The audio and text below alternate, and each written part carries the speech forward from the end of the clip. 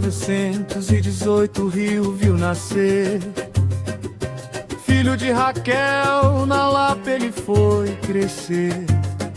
Jacob Pique Bittencourt, por nome de batismo, mas foi no bandolim que encontrou seu destino.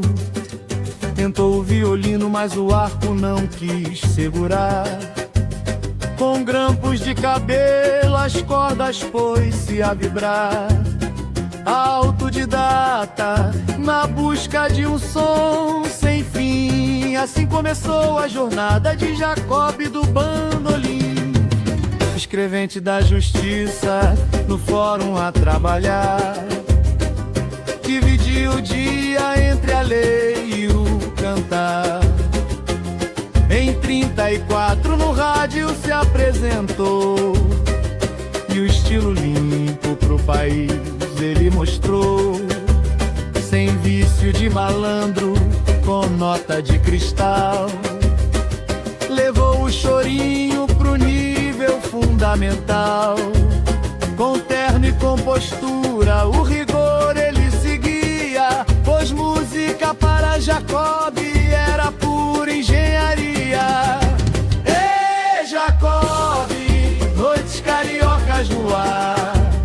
Em 69 ele parou de tocar, mas o seu bandolim nunca vai ter um fim. A marca da história no nosso jardim.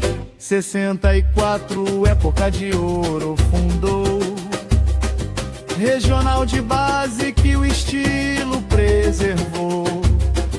Colheu partituras, discos e depoimentos. Salvou a memória dos nossos antepassados. Doce de coco, assanhado e vibrações são frutos reais de suas composições. Lutou pela história, o arquivo organizou. O Brasil de outrora, Jacob nos entregou. 13 de agosto, o destino se cumpriu.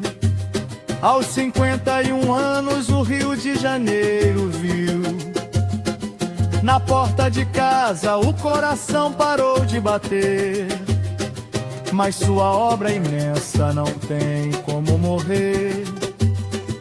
Sérgio Filho em versos eternizou. Naquela mesa vazia que o pai nos deixou. A herança está viva em cada acorde, enfim. Na alma brasileira de Jacob do bandolim.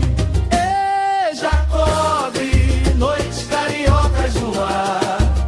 Em 69 ele parou de tocar, mas o seu bandolim nunca vai ter um fim. A marca da história no nosso jardim.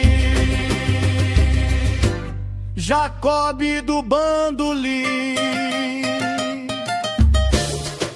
O arquivo está guardado.